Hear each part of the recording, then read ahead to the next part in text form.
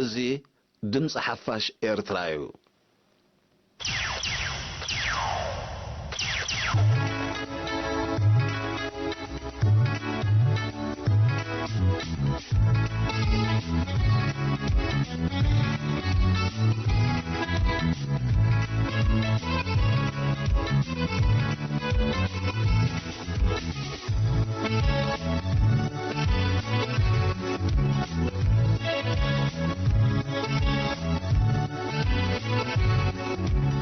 ማይ አልቦ ግመ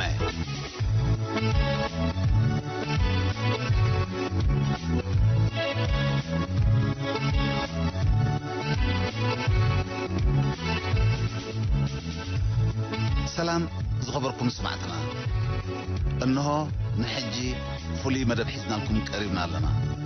ኣብ ኤርትራን ዞባ ቀርኒ ኣፍሪቃን ዘተኮረ ዝሕዝቶ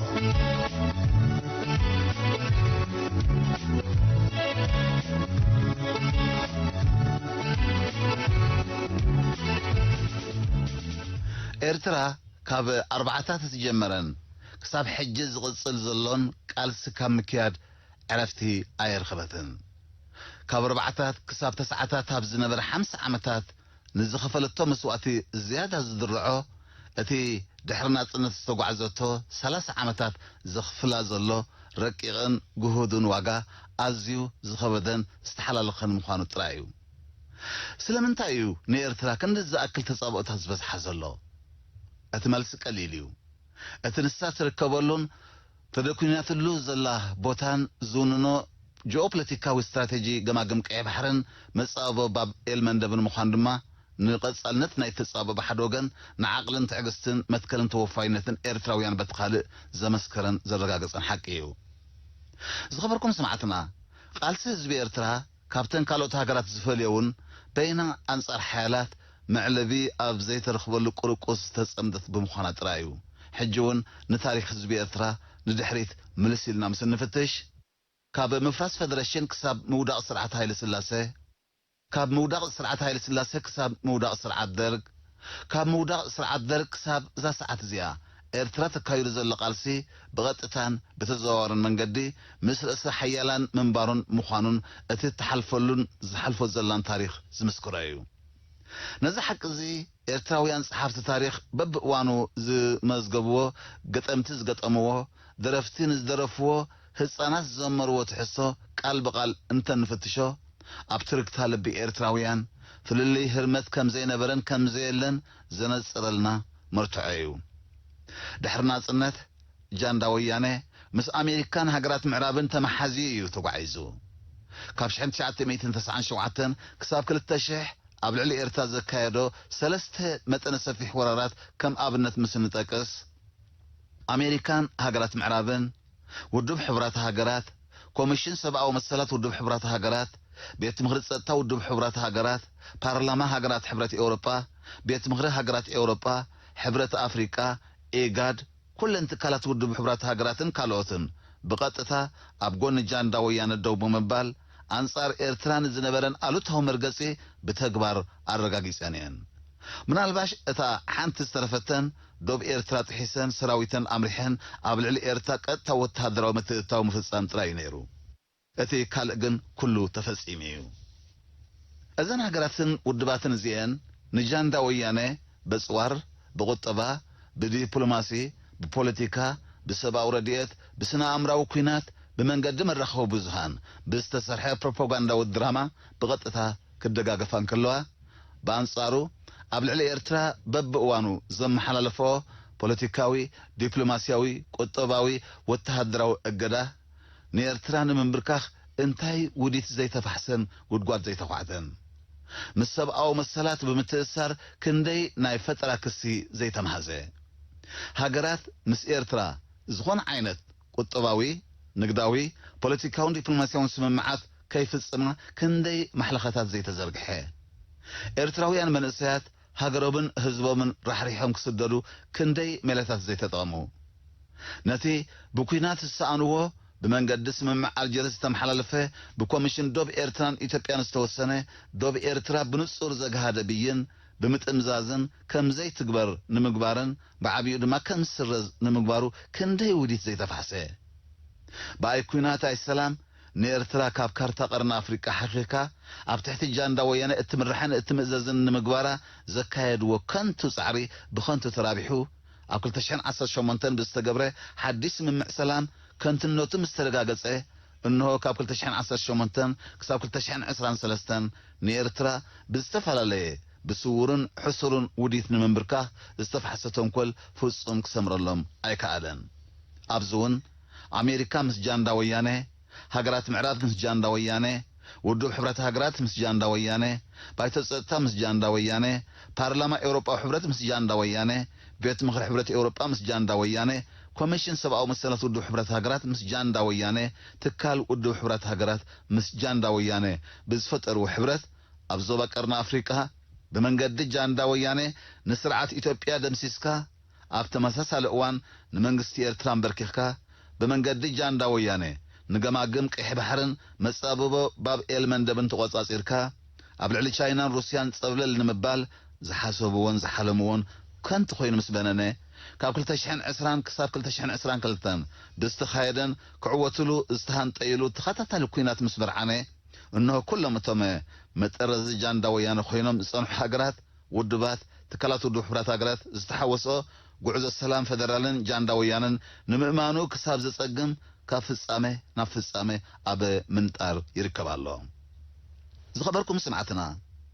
حجون امريكا هاجرات معرابن تكالات مرخي بوزهانن ابلعل ايرترا تدغاغام كسي ام مقرابن سم ايرترا ام سيطانن تصمي دمالو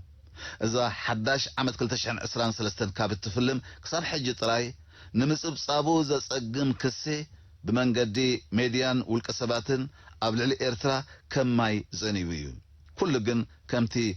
ماي ألبو جمه بنينيو تريفو أتي زدن سجن مسرح سلام مقلت أفيخون مزحتال مسير ترى نمتسارو تكالاتي ميديا معراب انتاي زي بلان انتاي زي صحافان نابنت أبز حلف أوان بمنقدي BBC تقرينيا استزرق حبريتا كافتي اتتكال التمسرة العلامات زتبقس بمنبارو نرسو نتتكال كاب مقلع حليفو قوم نقر أين برون BBC تقرينيا أبز تمسرة الأوان منقست انجليز لعلى 387 مليون دولار وسائب بمقبار أبلعلي حيال هاجرات أفريقيا أقدي مستوت أنا مدباتون متقباريو نتيناي بروباغندا زمت فليمو كابتي BBC تقرينيا استمسرة له علامة حدد ما نهزبن منقستن إيرترا فحبتن مأتاو منبارو كساب زا ساعات زيا كاب زفنو تحستو مرداء زكاليو BBC تقرينيا يخون ناكالت قامقوتات فنوي أب زفل من الأوان أب استفل عليه هجرات زنبرا أبيات النباب وي لايبراري بسنكي وحدي باجت بالزبل مخنيات معصاو نتي أب إيرترا زنبرا التوسده سقومتي معصاو بريتش لايبراري مزكار يكال كال زتنابب يمثل بأمباسادر جيفري فلتمان سم إيرترا بمدوان زتوهبه مجلس يخون إذ حجون بمايك روبين أب مسيحة ناشنال انترست السفران أب تحتي it is time to get serious about إيرترا بزبل مع الستة طرق التشحن سلام سلستان زتوهبه مجلسي نتسابو أمريكا تخون هاجرات معراب نيرترا زملاخت حقيو زغبركم سمعتنا أزي بمايكل روبين زفلت بروفيسور كابتومي ببقوانو أمرخو بوزهان هاجرات معرابن أمريكان النقربة نابلات بارلما أمريكان معرابن حسابات بملقاس كما إرتان زي أمثل هاجراتن منقستن سم صلل النقبة دولاراتو زقحت بسعادة ماليلي زفلت سبيو مايكل روبين أب أمريكا بزركب انتربرايز انستيتيوت بدرجة بروفيسور زقلقل كوينو كساب حجي سم هاجرات زي سيطن حيالو مسحف تسحيف الله بفلاي نيرانن ماكلاي مبرقن بزملكت صحافه مصحفتي نتن هاجرات اب كبير صقامات زودغايو جاندا ويانه مس فدرال زكايدو اب زنبر كوينات مايكروبين منግስት አሜሪካን ጃንዳ ወያኔ በጸረ ድሮን መከላከል አጽዋር ይኹን ካል ዘመናዊ ወታደራዊ ዕጥቂ ክትድግፋን ከተዕጥቃን ኣለዋ በመባል በቀጻሊ ይጽሕፍ በመንባሩ ኣብ እዋኑ ብዝተፈላለዩ ኢትዮጵያውያን አፍሪካውያንን አፍቀር ሰላም አሜሪካውያንን ተቃውሞ ዘጋጠመ ይነሩ እዚ ሰብዚ ንፖለቲካ ኢራን ናብ ዝሕጅ በጽሕዎ ዘሎ ደረጃ ከም ዝወረደን ነቲ ግጭት ዘጓሃረን መንግስቲ ኣሜሪካን ኢራንን ብሰይጣናዊ መነጽር ከም ዝጠማመቱ ዝገበረውን እዩ እዚ እምበር ሎሚ ኣንፈቱ ካብ ኢራን ናብ ኤርትራ ቀይሩ ኣሜሪካ ብዞባ ቀርኒ ኣፍሪቃ ፍሉይ ኣተሓዛ ክትገብር ኣለዋ ኣብ ዝብል ጎስጓስ ተጸሚዱ ዝርከብ ዘሎ ንጽሑፋት ማይክሮቢን ኣዳቂqa ምስ ትፍትሽ ፈቲ ይኮነን ከምዚ ዝብል ዘሎ ነቲ ብመንገዲ ጃንዳ ወያኔ ንስርዓት ኢትዮጵያ ደምሲስካ ንኤርትራን መንግስታን ምምብርካኽ ዝጸንሖ ሕልምታቱ ክጭብጥ ብዘይ ምኽኣሉ ጥራዩ ሓንሳብ ከብሰብ ካልእ ግዜ ድማ ከም ፈጣሪ እናኾነ ዝጋማጠል ዘሎ ማይክል ሮቢን መንግስቲ ኤርትራ ዝተነጥቀሉ መሰረት ህዝቢ ኤርትራ ምዃኑ ዝተረድኦ ኣይመስልን ኣካይዳ መንግስቲ ኤርትራ ኣብ ዝሑል ኮነ ኣብ ጉዒ ብኢድን ብማንካን ዘይ ምሕሳብ ምዃኑ ኣይተሰወጦም ህዝብን መንግስትን ኤርትራ ንዝሓለፉ 30 ዓመታት ኣብ ትሕቲ ከቢድ እገዳ ዝተጓዓዝዎ መንገዲ ሎሚ ንሃገራት ዞባ ቀርኒ ኣፍሪቃ ኣብነታዊ ትምህርቲ እናኾነ ይመጽእ ብምህላው ኣሰንቢድዎ ኣሎ እዚ ኣካይዳ እዚ ድማ ብቐጣይ ይኹን ብተዘዋዋሪ ንሕልምታት ሃገራት ምዕራብ ይኹን ኣሜሪካ ዕርቃኑ ዘውፅእ ምዃኑ ዘሻቐሎ ማይክል ሩቢን ኣሜሪካ ብዘይ እገዳ ካልእ ከቢድ ስጉምቲ ኣብ ልዕሊ ኤርትራ ክትወስድ ዘጓሳጉስ እዩ ኤርትራ ልክዕ ከም ኢራን ክትሕመስ ኣለዋ ዝዓይነቱ መትከል ሒዙ ሓሳባቱ ኣብ ጽሑፉ ኣስፊሩ ኣሎ ኣሜሪካ ወተሃደራዊ ሓይሊ ተጠቒማ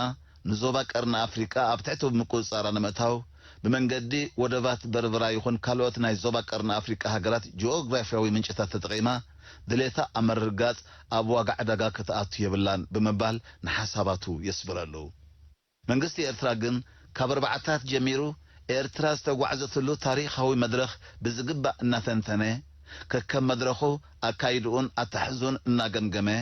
ኤርትራዊ ምስሊ እናተሓዘ ዝተጓዓዘ እምበር ከምቶም ኣብ ካልኦት ሃገራት ዝፈልጥዎን ዝለመድዎን ብዶላርን ብወርቅን ዝጥበርን ዝድለልን መንግስቲ ኣይኮነን ሃገረይ ደምሪ ሃፀይ ንዓኽ እናበለ ንህዝቡ ዝዝምር ዓመት መፀ 10 ሰነ መዓልቲ ሰማዕታቱ እናዘከረ ቃል ኪዳኑ እናሓደሰ ዝግስግስ ዘሎ መንግስቲ እዩ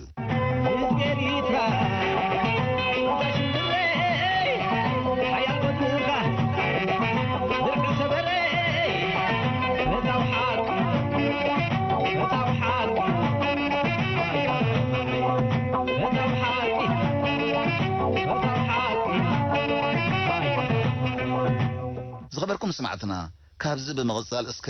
ነቲ ማይክል ሩቢን ኣብታ ናሽናል ኢንተረስት መጽሔት ካብ ዘስፈሮ ጥብታት ንኣፍልጦኹም ገለ ክነካፍል ኣብ ኣሜሪካ ዝሕተም ዘ ናሽናል ኢንተረስት ብዝብል ዝፍለጥ ጋዜጣ ንኤርትራ ብዝምልከት ብዝሕፍር መንገዲ ኣብ ገጻቱ ብመንገዲ ማይክል ሩቢን ንጽሑፍ ዘርጊሕሎ ማይክል ሩቢን ንመበገሲ ጽሑፉ ፕሬዚደንት ኣሜሪካ ጆ ባይደን ኣብቲ መኽፈቲ ዋዕላ ኣሜሪካንን መራሕቲ ሃገራት ኣፍሪቃን ዝተጠቐመሉ ሓረግ ደጊምዎ ኣሜሪካ ኣፍሪቃ ብሩህ መጻኢ ክህልዋ ክትሰርሕ ንዝብል ማይክል ሩቢን ብምቕጻል ንቦትስዋና ጋና ኬንያ ሞሮኮ ናሚቢያ ሶማሊላንድ ደቡብ ኣፍሪቃ ገለ ካብ ዲሞክራሲያውያን ሃገራት እናበለ ብምሽሓጥ ንናይ ጽባሕ ሕልምታቱ ከም መሳርሒ ክጥቀመሎም ዘርዚርዎ ኣሎ እቲ ዘገርም ማይክል ሩቢን ኣብታ ጽሓፋ ወረቐት ስም ኤርትራ ንልዕሊ 48 ግዜ ደጋጊሙ ኣስፊርዎ ኣሎ እዚ ንረብሓ ኣሜሪካ ደው ኢሉ ኣለኹ ዝብልን ብናሽናል ኢንተረስት ዝፍለጥ ጋዜጣ ኣብ ልዕሊ ኤርትራን ፕሬዚደንታን ብሓሶት ዝተጎብዐ ንምንባቡ ይትረፍ ንምስምዑ ዝሕፍር ሓበሬታ ኣውፂኡሎ It's time to get serious about ኤርትራ ማለት እዋኑ ኣብ ልዕሊ ኤርትራ ዕቱብነት ዝሓትት እዩ ኣብ ትሕቲ ዝብል ኣርስቲ ብሰፊሑ ብማይክል ሩቢን ዝተዳለወ ጽሑፍ ከምቲ ኣቐዲምና ዝገለጽናዮ ንኤርትራን ፕሬዚደንታን ብሓሶት ዝውንጅልን ዘሰይጥንን ኮይኑ ሓያል መራሕቲ ኣሜሪካ ብዛዕባ ኣፍሪቃ ይምድሩ ይጭድሩ ይፍክሩ እንትኾነ ግን ክሳብ ዛ ሰዓት እዚኣ ክንድቲ ዝብልዎን ዝዛረብዎን ኣይትግብርዎን ኣይቃለስዎን ብምባል ንዝፈለመ ጽሑፍ ኣሜሪካ ኣብ ዝተፈላለዩ ቦታታት ንዝፈጸመቶን ዝዕወተቶም ፖለቲካዊ ንጥፈታት ብምዝካርን ብምዝርዛርን እውን ብዙሕ ሓሳባት እዩ ዝቐርብ ፕሬዚደንት ባይደን ከምቲ ኣብ ካልኦት ቦታታት ዝገብሮ ዘሎ ኣብ ኣፍሪቃ ግን ኣይግድን ብምባል እውን ይወቀስ እቲ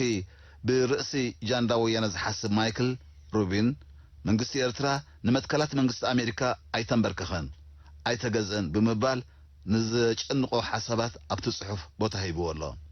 ኣብ ዝሓለፈ 30 ዓመታት ኣብ ምብራቕ ኣፍሪቃ ኤርትራ ንረብሓ መንግስቲ ኣሜሪካ ደው ኣይበለትን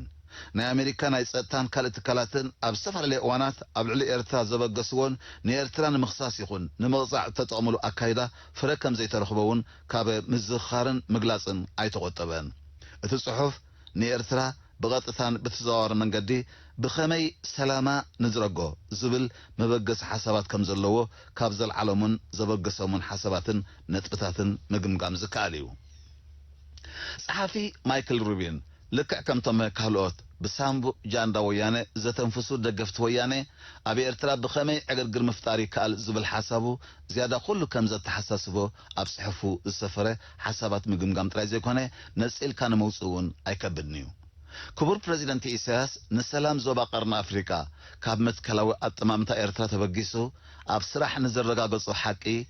ኤርትራ ንመትከላት ኣሜሪካ ኣየኽብረትን ብምባል ንኣካይዳ ህዝብን መንግስትን ኤርትራ የናሹ። እቲ ጋዜጣ ኣብ ዝሓለፈ 3 ዕቁዳት ኣሜሪካ ምስ ጃንዳ ወያነ ብምሕባር ኣብ ልዕሊ ኤርትራ ዝፈጸመቶ ኢሰብኣዊ ተግባራትን ግፍዕታትን ከይጠቐሰ ኣብ ዞባ ቀርኒ ኣፍሪካ ሰላም ከይሰፍን ኣሉታዊ ተራ ትጻወታ ዘላ ኤርትራ እያ ብምባል ንኤርትራ ይውንጅልን ይኸስስን። ኣብ ኢትዮጵያ ሶማልያን ጅቡትን ኣጋጢሙ ዘሎ ስእነት ሰላም ብሰንኪ ኤርትራ እዩ ብምባል ሓሳባቱ ብድሙቕ ቃላት ኣንቢርዎ ኣሎ። ነዚ ሓሳባቱ ድማ ናይ ኣሜሪካ ፖለቲካውን ወተሃደራውን ኣመራርሓ ብቐጻሊ ይብልዎ ከም ዝነበሩ ብኸመይ ክንዝንጋዕን ክርስዓን ይኽእል። እቲ ብናሽናል ኢንተረስት ዝፍለጥ ጋዜጣ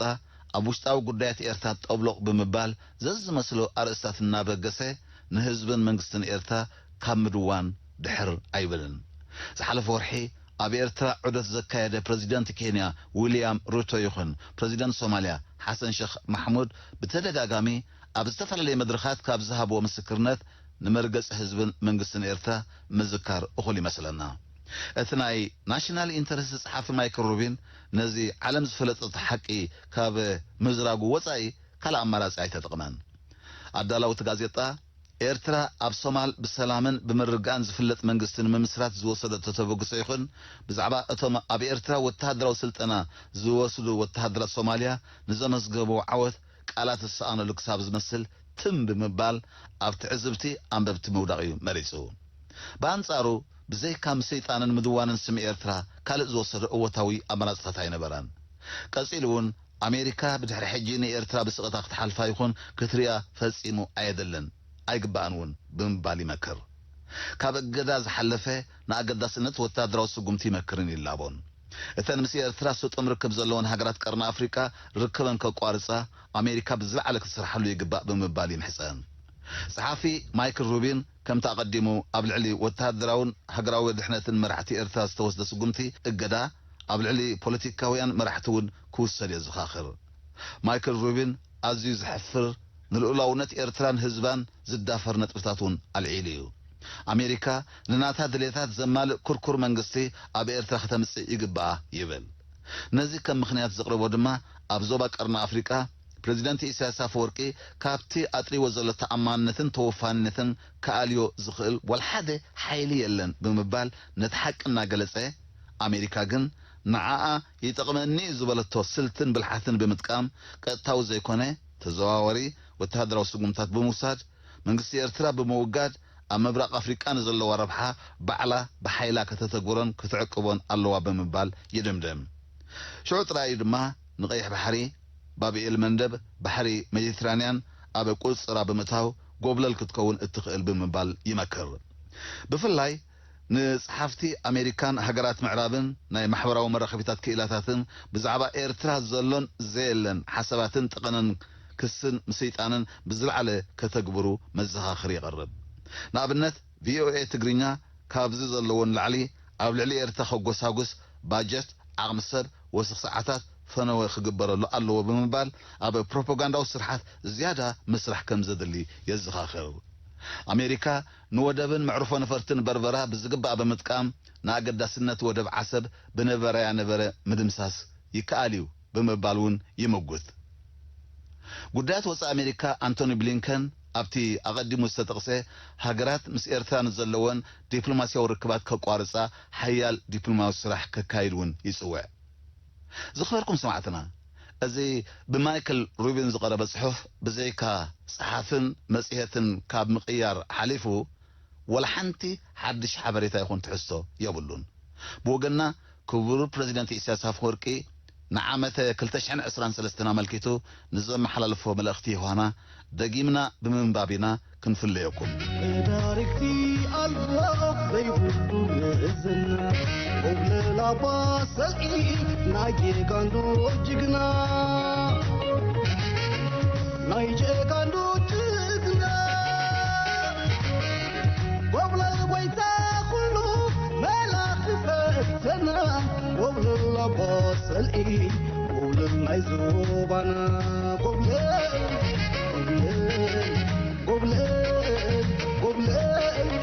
قبلين نتحلو وزبلت تنبلين قبلين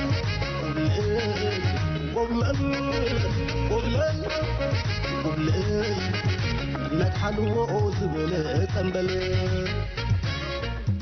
ملأختي حدش عمت كلتشحن عسران سلستان عمت كلتشحن عسران كلتن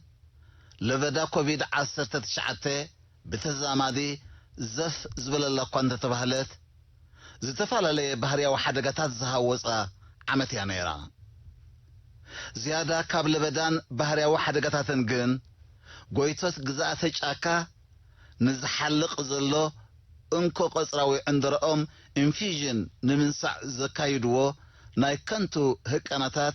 زختلو زلو دحنتاون قطباون نوصيو حلاقتها أب قدوبنا بتمساسها لكنيت بنصار زبالي أجندتاتهم قلولاون من نقاط زكايد وشرحاوي متثثاوات زايديو هيسترياك حنتاوي تسابهم أنصار إرترخا يعرق الله أوشت كنز زبالي علماون زباون هقراون كونت هزبي إرترا أبوشتن وزان نقحاتون صنعاتون سطون مسرعون دراريعو زحبن مخته أمسكير الله أبحق في هزبو زموغ حيلتات مكل خالكا زاقيت نقنت أبتأب ورار تذنادنتن عن ذرتن زئدب كياس صدحيتات سأرمت كعتي أمسكير الله حبني درت يولون كلتشحن عسران سلستن بتزامادي ناي عبللتن حنكرتن عن ذرتات كوني ناي مقابريتاتهم الشرحيتات زعقس لزي مسل لعلو كل خاء لمعتو بدهوتاتناون كعبس لزخونه كي تزاننا نزحي لمخته ابن كايدو مدلوات عوت ابقو نفتحاون ناسا حريانانيو رعس حدش عمتن بعلاتن حبنن كبرن سماتاتنا عوت نحفاش حيبك عابي طوابين وبلا الكوين واري واسمو ازحت مدمو كي جاجوا مسعد لقديم كي يتخاب نحكي وبلا حيبك عابي طوابين